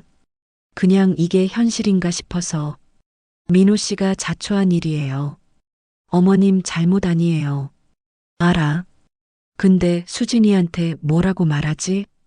집에 도착하자 수진이가 불안한 얼굴로 기다리고 있었습니다. 엄마, 어떻게 됐어요? 저는 검찰청에서 들은 이야기를 전부 들려줬습니다. 흉기 협박, 수진이 명예대출 시도, 구치소 수감. 수진이는 소파에 주저앉으며 두 손으로 얼굴을 가렸습니다. 제 명의로 대출을요? 다행히 실행은 안 됐어. 은행에서 막았대. 만약에 그게 됐으면 저도 빚을 떠안았겠네요. 수진이의 목소리가 떨렸습니다. 그리고 서준이도, 우리 서준이도. 딸이 다시 울기 시작했습니다. 저는 딸을 안아주었어요. 괜찮아. 이제 다 끝났어. 민호는 이제 우리한테 손도 못 대. 근데 엄마, 저 무서워요. 민호 오빠가 구치소에서 나오면 어떡해요? 우리한테 복수하러 오면요? 그럴 리 없어. 하지만 사실 저도 두려웠습니다. 궁지에 몰린 사람이 무슨 짓을 할지 알 수 없으니까요. 그날 밤 잠을 이룰 수가 없었습니다. 창밖을 내다보니 달이 밝았어요. 거실로 나가 물을 한 잔 마시는데 수진이도 나와 있었습니다. 엄마도 잠 못 자세요? 응. 너는? 저도요. 계속 생각나요. 민호 오빠가 제 명의로 대출받으려 했다는 거. 수진이가 식탁에 앉으며 말했습니다. 엄마, 제가 정말 바보였죠? 아니야. 아니에요. 6년 동안 저 옆에서 그런 사람이 살았는데 전혀 몰랐잖아요. 엄마가 경고했을 때도 안 믿었고. 수진아, 만약에 엄마가 증거를 모아주지 않았으면 저는 지금도 모르고 살았을 거예요. 그러다가 어느 날 갑자기 빚더미에 앉았겠죠. 수진이의 눈에서 눈물이 흘러내렸습니다. 엄마 고마워요. 정말, 정말 고마워요. 제 인생을 구해주셔서 당연한 거 했을 뿐이야. 넌 내 딸인데. 우리는 한참을 그렇게 앉아 있었습니다. 말없이 하지만 서로의 존재만으로 위안을 주고받으며 며칠 후 변호사 이혜진 씨에게서 연락이 왔습니다. 어머님, 민호 씨 재판 날짜가 잡혔어요. 다음 달 15일입니다. 재판이요? 네. 특수협박과 사문서 위조 미수죄로 기소됐어요. 검사 측에서 어머님과 수진 씨의 증언을 요청했고요. 우리가 법정에 나가야 한다는 거예요? 네. 괜찮으시겠어요? 저는 잠시 망설였습니다. 민호를 다시 보는 것이 두려웠어요. 하지만, 할게요. 해야죠. 수진 씨는요? 제가 말씀드릴게요. 전화를 끊고 수진이에게 말했습니다. 수진아, 재판에 나가야 한대. 알겠어요. 해야죠. 끝까지 해야죠. 딸의 목소리는 떨렸지만 그 안에는 결연함도 담겨 있었습니다. 재판 당일이 다가왔습니다. 그 전날 밤 저는 노란 봉투를 다시 꺼내봤어요. 이제는 정말 낡아빠진 봉투. 하지만 이 안에 담긴 것들이 우리 가족을 지켜냈습니다. 정혜 씨가 찾아왔습니다. 어머님, 내일 제가 같이 갈게요. 고마워, 정혜 씨. 정말 고마워. 아니에요. 저도 과거의 제 모습을 보는 것 같아서요. 그때 누군가 저한테도 이렇게 해줬더라면 좋았을 텐데. 정혜 씨의 눈에도 눈물이 맺혔습니다. 정혜 씨 덕분에 우리가 여기까지 왔어. 우리 모두 함께 해낸 거예요. 다음 날 법정에 들어섰습니다. 방청석에 앉으니 가슴이 두근거렸어요. 잠시 후 죄수복을 입은 민호가 들어왔습니다. 불과 한 달 전만 해도 깔끔한 정장을 입고 있던 사람이었는데 이제는 수척하고 초라한 모습이었어요. 민호가 저희 쪽을 쳐다봤습니다. 그 눈빛에는 원망과 후회가 뒤섞여 있었죠. 재판이 시작됐습니다. 검사가 민호의 범죄 사실을 나열하기 시작했어요. 피고인 강민호는 불법 도박으로 9천만 원 이상의 빚을 지고 이를 갚을 능력이 없자 흉기를 소지하고 도박장 운영자를 협박했습니다. 또한 이혼 직전 전처의 명의로 5천만 원의 대출을 받으려 시도했으나 은행의 본인 확인 절차에서 적발되었습니다. 이는 명백한 특수협박죄 및 사문서 위조 미수에 해당합니다. 증인으로 저와 수진이가 호출되었습니다. 저는 증인석에 섰습니다. 떨리는 손으로 선서를 하고 검사의 질문에 답했어요. 증인께서는 피고인의 도박 중독을 언제 알게 되셨습니까? 석 달 전쯤입니다.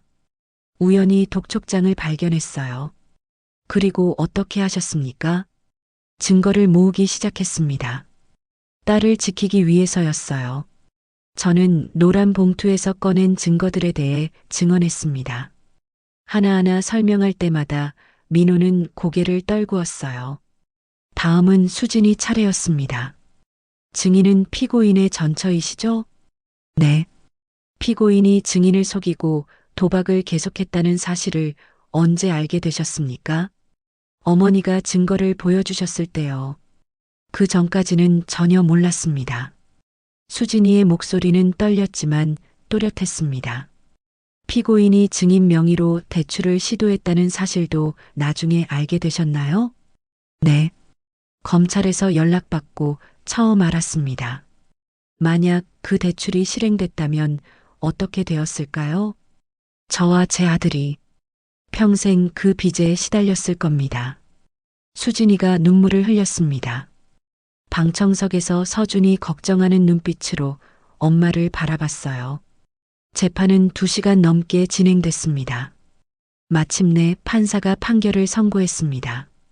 피고인 강민호를 특수협박죄 및 사문서 위조 미수죄로 징역 2년에 처한다. 땅땅땅 망치 소리가 울렸습니다. 민호는 고개를 떨구고 있었어요. 그의 어깨가 작게 떨리는 게 보였습니다. 법정을 나서는데 민호의 어머니가 저희 앞을 가로막았습니다. 당신들 때문에 내 아들이... 사모님, 변호사가 나서려 했지만 저는 손으로 제지했습니다. 사모님, 제 딸도 피해자예요. 아드님이 저지른 일을 생각해 보세요. 피해자라고? 이혼해서 재산 다 챙긴 주제에? 재산이요? 빚밖에 없는데 무슨 재산을 챙겨요? 제 말에 민호 어머니는 말문이 막혔습니다. 사모님도 어머니시니 제 마음 아시잖아요. 자식을 지키려는 마음이요. 저는 그렇게 말하고 수진이의 손을 잡고 법정을 나왔습니다. 밖으로 나오니 햇살이 따사로웠습니다. 다 끝났어. 정혜 씨가 우리를 안아주었습니다. 이제 정말 다 끝났어요. 수진이가 서준이를 꼭 안았습니다. 아이는 엄마의 눈물을 닦아주며 말했어요. 엄마, 울지 마. 서준이가 있잖아. 저는 그 모습을 보며 눈물을 흘렸습니다. 가장 어두웠던 순간을 지나 우리는 이제 새로운 아침을 맞이할 수 있게 되었습니다. 재판이 끝나고 한 달이 흘렀습니다. 계절이 바뀌어 가을이 깊어지고 있었어요. 단풍잎이 떨어지는 길을 걸으며 저는 문득 이 모든 일이 꿈만 같다는 생각을 했습니다. 수진이는 회사 일에 다시 집중하기 시작했어요. 처음에는 힘들어했지만 점점 웃음을 찾아가고 있었습니다. 서준이는 유치원에서 돌아오면 할머니 품에 안겨 그날 있었던 일들을 신나게 이야기했죠. 할머니, 오늘 선생님이 칭찬했어. 그래, 우리 서준이가 뭘 잘했는데? 그림 잘 그렸다고. 평범한 일상이었습니다. 하지만 이 평범함이 얼마나 소중한지 이제는 누구보다 잘 알고 있었어요. 어느 토요일 오후였습니다. 수진이가 퇴근하고 돌아오더니 조심스럽게 말을 꺼냈어요. 엄마, 오늘 회사에서 민호 오빠 어머니한테 연락 왔어요. 뭐라고? 저는 설거지하던 손을 멈췄습니다. 면회를 와달래요. 민호 오빠가 저를 꼭 만나고 싶다고. 만나려고? 무슨 생각으로? 모르겠어요. 근데 저도 궁금하긴 해요. 민호 오빠가 지금 뭘 생각하고 있는지. 수진아, 괜찮겠니? 그 사람 만나는 거 엄마가 같이 가주시면 괜찮을 것 같아요. 수진이의 눈빛이 흔들렸습니다. 두려움과 호기심이 뒤섞여 있었어요. 알았어. 엄마가 같이 갈게. 일주일 후 우리는 구치소를 찾았습니다. 정혜 씨도 함께 했어요. 어머님, 제가 밖에서 기다릴게요. 혹시 모르니까. 고마워, 정혜 씨. 면회실로 들어가자 유리 너머로 민호가 앉아 있었습니다. 한 달 전 법정에서 봤을 때보다 더 야위어 보였어요. 하지만 눈빛은 예전과 달랐습니다. 교활함 대신 공허함이 가득했죠. 수진이가 전화기를 들었습니다. 저도 옆에서 함께 들을 수 있도록 귀를 가까이 댔어요. 왔구나. 민호의 목소리가 쉬어 있었습니다. 무슨 얘기를 하려고 저를 부른 거예요? 수진이의 목소리는 떨렸지만 단호했습니다. 미안하다고. 말하고 싶었어. 미안하다고요? 응. 정말 미안해. 내가 너한테 그리고 장모님한테 한 짓들 변명할 수 없어. 민호가 고개를 숙였습니다. 처음엔 작은 돈이었어. 그냥 재미로 시작한 거였는데 어느새 통제가 안 됐어.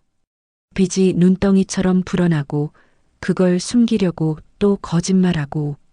그게 변명인가요? 수진이의 목소리가 차가워졌습니다. 아니, 변명 아니야. 그냥 내가 어떻게 이렇게 됐는지 설명하는 거야. 오빠 6년 동안 저를 속였어요. 저희 전세금도 날렸고 제 명의로 대출까지 받으려고 했어요. 그게 사랑하는 사람한테 할 짓인가요? 사랑했어. 진짜로. 거짓말. 수진이가 단호하게 말했습니다. 사랑했으면 그런 짓 못해요. 오빠가 사랑한 건 저와 제 돈이었죠. 아니, 돈만 사랑한 거예요. 민호는 아무 말도 하지 못했습니다. 제가 전화기를 빼앗아 들었습니다. 민호 씨, 장모님, 당신이 진짜 반성한다면 다시는 우리 딸한테 연락하지 마. 서준이한테도 우리 인생에서 영원히 사라져줘. 하지만 서준이는 제 아들인데 아들이라고 생각했으면 그런 짓 안 했겠지. 당신은 아빠 자격 없어. 제 말에 민호의 얼굴이 일그러졌습니다. 장모님, 제발. 서준이만은 안 돼. 서준이는 이제 당신 없이도 잘 자라고 있어. 행복해. 당신이 없는 게 그 애한테는 축복이야. 민호가 고개를 떨구고 울기 시작했습니다. 하지만 저는 동정심이 들지 않았어요. 수진이가 다시 전화기를 받았습니다. 민호 오빠, 저 이제 갈게요. 오빠 인생 잘 살아요. 다시는 보지 말아요. 수진아, 안녕히 계세요. 수진이가 전화기를 내려놓고 일어섰습니다. 민호가 유리를 두드리며 뭔가 소리쳤지만 우리는 뒤돌아보지 않았어요. 면회실을 나오자 수진이가 한숨을 푹 내쉬었습니다. 후련해? 네. 이제 진짜 끝난 것 같아요. 구치소를 나와 근처 카페에 들렀습니다. 정혜 씨가 기다리고 있었어요. 어떻게 됐어요? 끝났어요. 완전히. 수진이가 미소를 지으며 말했습니다. 그 미소에는 더 이상 아픔이 없었어요. 수진 씨, 이제 뭐 하고 싶어요? 정혜 씨가 물었습니다. 저요? 일단 열심히 일하고 서준이 잘 키우고 그것만? 아, 그리고 엄마랑 같이 여행 가고 싶어요. 엄마가 평생 어디 한번 제대로 못 가보셨잖아요. 수진이가 제 손을 잡았습니다. 엄마, 우리 어디 갈까요? 제주도? 부산? 아니, 그냥 집에 있어도 좋아. 너희랑 같이 있으면 어디든 좋아. 엄마. 우리는 서로를 보며 웃었습니다. 정혜 씨도 함께 웃으며 말했어요. 그럼 우리 셋이서 당일치기로 어디 갈까요? 서준이도 데리고. 좋아요. 수진이가 신나서 대답했습니다. 그 순간 저는 깨달았습니다. 우리는 이제 혼자가 아니라는 것을요. 서로를 의지할 수 있는 가족이 있고 함께 웃을 수 있는 친구가 있다는 것을. 그날 저녁 집으로 돌아와 서준이를 재우고 난 뒤 수진이와 단둘이 차를 마시며 이야기를 나눴습니다. 엄마, 이거 봐요. 수진이가 휴대폰을 보여줬습니다. 민호 어머니에게서 온 문자였어요. 수진아, 우리 며느리였는데 이렇게 헤어지게 돼서 미안하다. 내 아들이 잘못했어. 서준이 잘 키워라. 할머니는 멀리서 응원할게. 짧은 문자였지만 그 안에는 한 어머니의 사과와 체념이 담겨 있었습니다. 답장해야 하나요? 내 마음대로 해. 수진이는 한참을 고민하다가 답장을 보냈습니다. 어머님도 건강하세요. 짧지만 따뜻한 인사였어요. 엄마, 저 이제 정말 괜찮아요. 처음엔 민호 오빠 없이 어떻게 사나 싶었는데 지금은 오히려 없는 게 더 편해요. 그래. 다행이다. 엄마 고마워요. 정말 많이. 뭐가 고마워? 엄마가 저를 지켜주셨잖아요. 혼자서 그 무서운 일들을 다 해내시고. 수진이의 눈에서 눈물이 흘러내렸습니다. 엄마가 아니었으면 저는 지금도 속고 살았을 거예요. 어쩌면 더 큰 빚을 떠안고 서준이까지 불행하게 만들었을 거예요. 수진아, 엄마 사랑해요. 세상에서 제일.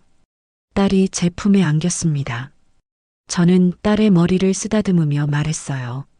나도 사랑한다. 세상에서 제일. 다음 날 아침, 일요일이었습니다. 저는 일찍 일어나 아침 준비를 했어요. 수진이가 좋아하는 된장찌개와 시금치 무침, 그리고 서준이가 좋아하는 계란말이까지. 식탁을 차리고 있는데 수진이가 일어나 나왔습니다. 엄마, 제가 도와드릴게요. 괜찮아. 다 했어. 엄마, 제가 이제부터는 제가 할게요. 엄마도 좀 쉬세요. 뭘? 이런 거야 식은 죽 먹기지. 우리는 함께 밥상을 차렸습니다. 서준이도 일어나 식탁에 앉았어요. 오늘 뭐해요? 서준이가 물었습니다. 공원 갈까? 날씨 좋던데. 좋아. 아이가 신나서 소리쳤습니다. 밥을 먹고 있는데 초인종이 울렸습니다. 정혜 씨였어요. 어머님, 아침 드셨어요? 저 떡 좀 만들었는데 나눠드리려고요. 어머, 들어와. 밥은 먹었어? 아직이요. 그럼 같이 먹자. 많이 했어. 정혜 씨도 함께 식탁에 앉았습니다. 네 사람이 둘러앉아 밥을 먹으니 식탁이 꽉 찼어요. 정혜 씨, 오늘 우리랑 공원 갈래요? 수진이가 물었습니다. 제가 가도 돼요? 당연하죠. 정혜 씨도 이제 우리 가족이에요. 수진이의 말에 정혜 씨의 눈이 촉촉해졌습니다. 고마워요. 뭐가 고마워요? 정혜 씨가 더 많이 도와주셨는데. 식사를 마치고 우리는 함께 근처 공원으로 나갔습니다. 가을 햇살이 따사로웠어요. 서준이가 낙엽을 주우며 뛰어다녔습니다. 저희 셋은 벤치에 앉아 그 모습을 바라봤어요. 행복하다. 제가 중얼거렸습니다. 저도요. 수진이와 정혜 씨가 동시에 대답했습니다. 우리는 서로를 보며 웃었습니다. 엄마, 저 이제 알았어요. 뭘? 행복이 뭔지. 예전에는 남편 있고 좋은 집 있고 그런 게 행복인 줄 알았어요. 근데 아니더라고요. 그럼 뭐가 행복인데? 이런 거요. 사랑하는 사람들이랑 함께 있는 것. 서로 믿고 의지할 수 있는 것. 그게 행복이에요. 수진이가 제 손을 잡았습니다. 엄마가 그걸 알려주셨어요. 진짜 사랑이 뭔지, 진짜 가족이 뭔지. 저는 눈물이 날 것 같아 고개를 돌렸습니다. 할머니, 같이 놀아요. 서준이가 달려와 제 손을 잡아당겼습니다. 그래, 할머니가 간다. 저는 일어나 서준이와 함께 낙엽 더미로 뛰어들었습니다. 수진이와 정혜 씨도 따라왔어요. 우리는 아이처럼 낙엽을 뿌리며 웃었습니다. 지나가는 사람들이 쳐다봤지만 신경 쓰지 않았어요. 그 순간만큼은 우리 모두가 자유로웠습니다. 공원에서 돌아오는 길, 저는 문득 노란 봉투를 떠올렸습니다. 이제는 서랍 깊숙이 넣어둔 그 봉투. 집에 도착해 서랍을 열고 봉투를 꺼냈습니다. 이제는 정말 낡아서 모서리가 헤어진 봉투였어요. 수진이가 옆으로 다가왔습니다. 엄마, 그거 버리세요. 응? 이제 필요 없잖아요. 다 끝났는걸요. 저는 봉투를 바라봤습니다. 이 안에 담긴 증거들이 우리를 지켜냈어요. 하지만 이제는 더 이상 필요 없었습니다. 그래, 버리자. 저는 봉투를 쓰레기통에 버리려다가 잠시 멈췄습니다. 잠깐만. 봉투에서 사진 한 장을 꺼냈습니다. 맨 처음 민호를 미행했을 때 찍은 사진이었어요. 도박장 앞에 서 있는 민호의 뒷모습. 이건 남겨둘게. 왜요? 잊지 않기 위해서. 우리가 얼마나 힘든 시간을 이겨냈는지. 저는 그 사진을 액자에 넣지 않고 일기장 사이에 끼워 넣었습니다. 그리고 나머지 봉투는 쓰레기통에 버렸어요. 이제 진짜 끝이네요. 수진이가 말했습니다. 응. 이제 새로 시작하는 거야. 저는 창밖을 바라봤습니다. 해가 지고 있었어요. 하루가 끝나가고 있었지만 동시에 새로운 밤이 시작되고 있었습니다. 그리고 내일이면 또 새로운 아침이 올 거예요. 우리의 새로운 아침이 6개월이 흘렀습니다. 계절이 한 바퀴 돌아 다시 봄이 찾아왔어요. 창밖으로 벚꽃이 흐드러지게 피어 있는 걸 보니 정말 많은 시간이 지났다는 게 실감났습니다. 수진이는 회사에서 승진했어요. 팀장이 되었다며 신나서 전화했을 때 저는 정말 자랑스러웠습니다. 엄마, 제가 해냈어요. 팀장 됐어요. 그래, 잘했다. 우리 딸, 이제 월급도 올라서 엄마한테 용돈 더 드릴 수 있어요. 뭘? 내가 쓰고 서준이 키워. 하지만 매달 수진이가 가져다 주는 용돈 봉투는 예전보다 두툼했어요. 저는 그 돈의 반은 다시 서준이 통장에 넣어주곤 했습니다. 서준이는 이제 초등학교 1학년이 되었습니다. 입학식 날 너무나 자랑스러워서 저는 하루 종일 웃었어요. 할머니, 나 학교 재밌어. 그래, 친구도 많이 사귀었니? 응, 민준이랑 지호랑 친해졌어. 아이는 밝고 건강하게 자라고 있었습니다. 아빠 이야기는 한 번도 꺼내지 않았어요. 가끔 제가 걱정될 때면 수진이가 말했습니다. 엄마, 서준이는 괜찮아요. 아이들은 어른들이 생각하는 것보다 훨씬 강해요. 정혜 씨는 떡볶이 가게를 더 크게 확장했습니다. 지금은 작은 식당 수준이 되어서 직원도 2명이나 두고 있대요. 어머님, 이번 주말에 우리 가게 재오픈 파티 할 거예요. 꼭 오세요. 그래, 갈게. 수진이랑 서준이도 데리고. 우리는 이제 진짜 가족이 되었습니다. 명절이면 함께 보내고, 생일이면 서로 챙기고, 힘든 일 있으면 제일 먼저 연락하는 사이가 되었죠. 어느 토요일 오후였습니다. 저는 혼자 집에서 설거지를 하고 있었어요. 수진이와 서준이는 근처 마트에 장을 보러 갔고요. 설거지를 끝내고 베란다로 나가 화분에 물을 주는데 문득 1년 전의 일들이 떠올랐습니다. 민호의 독촉장을 처음 발견했던 그날, 혼자 두려움에 떨며 증거를 모으던 날들, 수진이와 다투고 외로워했던 밤들, 그리고 지금의 평화. 참 먼 길을 돌아왔네. 저는 중얼거렸습니다. 그때 초인종이 울렸습니다. 택배인가 싶어 문을 열었는데 낯선 여자가 서 있었어요. 혹시 김순희 어머님 되십니까? 30대 중반쯤 되어 보이는 여자였습니다. 네, 그런데요. 저는 MBC 진짜 이야기 프로그램 PD 박지현이라고 합니다.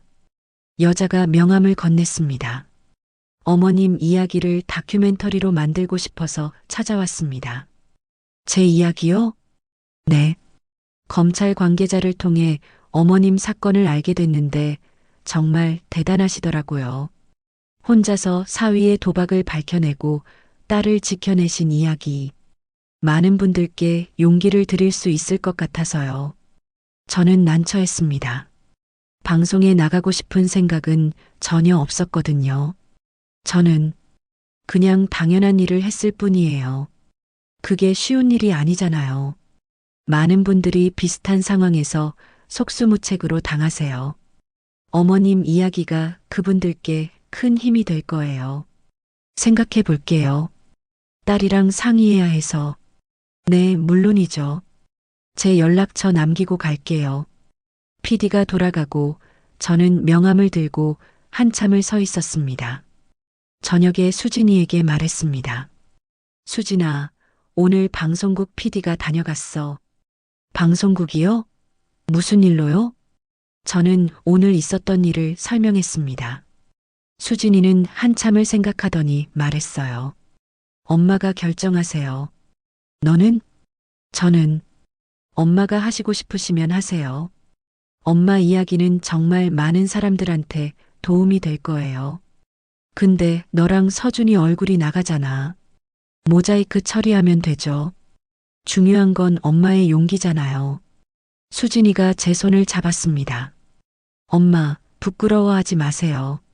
엄마는 정말 대단한 일을 하신 거예요. 며칠을 고민한 끝에 저는 PD에게 전화했습니다. 할게요. 방송. 정말요? 감사합니다, 어머님. 촬영은 한 달에 걸쳐 진행됐습니다. 제가 살고 있는 집, 수진이의 회사, 정혜 씨의 식당, 그리고 아들이 살았던 아파트 앞까지 저는 카메라 앞에서 지난 1년의 이야기를 들려줬습니다. 처음엔 정말 무서웠어요. 늙은 몸으로 뭘 할 수 있을까 싶었죠. 하지만 제 딸을 지켜야 한다는 생각뿐이었어요. 가장 힘들었던 순간은 언제였나요? 딸이 저를 믿지 않았을 때요. 사위가 저를 의심한다고 했을 때, 딸이 제 전화를 받지 않을 때, 그때가 제일 외로웠어요. 하지만 포기하지 않으셨죠? 네, 포기할 수 없었어요. 엄마니까요. 수진이도 인터뷰에 응했습니다. 얼굴은 모자이크 처리되었지만 목소리는 또렷했어요. 제 엄마는 영웅이에요. 평생 저를 위해 희생하셨는데 마지막 순간에도 저를 지켜주셨어요. 저는 정말 운이 좋은 딸이에요. 정혜 씨도 출연했습니다. 저도 비슷한 일을 겪었어요. 그때 어머님 같은 분이 계셨다면 좋았을 텐데, 이제라도 어머님을 도울 수 있어서 다행이에요. 2달 후 방송이 나갔습니다. 혼자서 사위를 감옥 보낸 59세 어머니의 이야기. 저는 방송을 보면서 울었습니다. 제가 겪었던 일들이 화면에 재현되는 걸 보니 새삼 그때가 얼마나 힘들었는지 실감났어요. 방송 반응은 폭발적이었습니다. 시청률도 높았고 인터넷에는 수많은 댓글이 달렸대요. 대단하신 어머니시네요. 저도 비슷한 상황인데 용기를 얻었습니다. 진짜 엄마의 사랑이 무엇인지 보여주시네요. 방송국에도 전화가 많이 왔다고 했습니다. 저와 비슷한 상황에 처한 분들이 조언을 구하는 전화였대요. PD가 다시 찾아왔습니다. 어머님, 강연 요청이 들어왔어요. 여성회관에서 어머님 이야기를 듣고 싶다고 하시네요. 강연이요? 제가요? 네. 어떠세요? 저는 수진이를 쳐다봤습니다. 딸이 웃으며 고개를 끄덕였어요. 해보세요, 엄마. 엄마 이야기가 필요한 사람들이 있어요. 첫 강연은 떨렸습니다. 50여 명의 중년 여성들이 저를 바라보고 있었어요. 안녕하세요. 저는 김순이라고 합니다. 저는 떨리는 목소리로 이야기를 시작했습니다. 제가 겪었던 일들, 두려웠던 순간들, 하지만 포기하지 않았던 이유들. 저는 특별한 사람이 아니에요. 그냥 평범한 어머니일 뿐이에요. 하지만 우리 엄마들은 자식을 지킬 때 누구보다 강해질 수 있어요. 강연이 끝나고 한 여성이 다가왔습니다. 50대 초반으로 보이는 분이었어요. 어머님, 저도 지금 비슷한 상황이에요. 사위가 도박을 하는 것 같은데 증거를 모으세요. 혼자서 힘들면 주변에 도움을 요청하시고요. 하지만 딸이 제 말을 안 믿어요. 계속 지켜보세요. 그리고 증거를 모으세요. 언젠가 딸이 진실을 알게 될 때, 그때 어머니가 준비하신 게 있어야 해요. 저는 그분의 손을 꼭 잡아주었습니다. 포기하지 마세요. 어머니니까요. 그분이 눈물을 흘리며 고개를 끄덕였습니다. 그날 이후 저는 여러 곳에서 강연을 했습니다. 여성회관, 구청, 심지어 대학교에서도 초청이 왔어요. 강연이 끝나면 늘 누군가가 다가와 자신의 이야기를 들려줬습니다. 그리고 저는 제가 할 수 있는 조언을 해줬어요. 어머님 덕분에 용기를 얻었어요. 어머님 이야기를 듣고 저도 행동하기로 결심했어요. 그런 말들을 들을 때마다 제가 겪었던 고통이 헛되지 않았다는 생각이 들었습니다. 1년이 흘렀습니다. 서준이는 이제 초등학교 2학년이 되었어요. 키도 많이 자라서 제 허리까지 올라옵니다. 할머니, 나 오늘 받아쓰기 100점 받았어. 그래, 우리 서준이 최고다. 수진이는 회사에서 인정받으며 잘 지내고 있습니다. 최근에는 새로운 사람을 만나고 있다는 이야기를 조심스럽게 꺼냈어요. 엄마, 제가 회사 선배님이랑 좀 가까워졌어요. 그래, 좋은 사람이니? 네, 서준이도 좋아해요. 근데 제가 아직 결혼 생각은 없어요. 너무 무서워요. 괜찮아. 천천히 해. 내 마음이 준비됐을 때 하는 거야. 엄마도 만나보실래요? 나중에 내가 확신이 들면 그때 소개시켜줘. 저는 딸이 다시 사랑을 시작하는 게 기쁘면서도 걱정됐습니다. 하지만 이제 수진이는 스스로 판단할 수 있는 강한 여자가 되었어요. 정혜 씨는 식당을 하나 더 냈습니다. 이제 작은 프랜차이즈를 운영하는 사장님이 되었죠. 어머님, 이번에 3번째 지점 오픈해요. 정말 대단하다, 정혜 씨. 다 어머님 덕분이에요. 어머님 만나고 나서 제 인생이 바뀌었어요. 우리는 여전히 자주 만나 밥을 먹고 이야기를 나눴습니다. 어느 봄날 오후였습니다. 저는 혼자 산책을 나갔어요. 집 근처 작은 공원을 걷는데 벤치에 한 중년 여성이 울고 있는 게 보였습니다. 다가가 조심스럽게 물었습니다. 괜찮으세요? 그분이 고개를 들었습니다. 눈이 퉁퉁 부어 있었어요. 죄송해요. 괜찮아요. 무슨 일 있으세요? 제가 도와드릴 수 있을까요? 그분은 한참을 망설이다가 입을 열었습니다. 사실은 제 사위가 도박을 하는 것 같아요. 근데 딸한테 말하면 안 믿을 것 같고 저는 그분의 옆에 앉았습니다. 제 이야기 좀 들려드릴게요. 저는 1년 전에 제 이야기를 들려줬습니다. 그분은 눈물을 흘리며 저를 바라봤어요. 정말 그런 일을 혼자서 하셨어요? 혼자가 아니었어요. 함께 해준 사람들이 있었죠. 저는 정혜 씨의 연락처를 적어주었습니다. 이분한테 연락하세요. 도움을 받으실 수 있을 거예요. 그리고 저는 제 연락처도 적어줬습니다. 저한테도 언제든 연락하세요. 제가 아는 걸 다 알려드릴게요. 그분이 제 손을 꼭 잡았습니다. 고맙습니다. 정말, 정말 고맙습니다. 집으로 돌아오는 길, 저는 문득 깨달았습니다. 제가 겪었던 고통이 이제는 누군가에게 도움이 되고 있다는 것을요. 혼자서 두려워하던 그 시간들이 이제는 다른 사람들에게 용기를 주는 이야기가 되었다는 것을. 집에 도착하니 수진이와 서준이가 저녁을 준비하고 있었습니다. 할머니 왔어요. 서준이가 달려와 안겼습니다. 엄마, 어디 갔다 오세요? 응, 산책 좀 하고.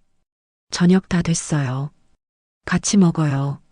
식탁에 둘러앉아 밥을 먹는데 저는 문득 감사했습니다. 이 평범한 일상이 함께 웃으며 밥을 먹는 이 순간이 얼마나 소중한지. 수진아. 네. 고마워. 뭐가요? 그냥 다. 수진이가 웃으며 제 손을 잡았습니다. 저야말로 고마워요, 엄마. 창밖으로 벚꽃이 흩날리고 있었습니다. 떨어지는 꽃잎들이 바람에 날려 춤을 추는 모습이 아름다웠어요. 모든 것은 끝났습니다. 하지만 동시에 새로운 모든 것이 시작되고 있었어요. 저는 더 이상 혼자가 아니었습니다. 그리고 제 이야기는 계속될 것입니다. 누군가에게 용기가 되고 누군가에게 희망이 되며, 왜냐하면 저는 어머니니까요. 그리고 어머니의 사랑은 절대 포기하지 않으니까요.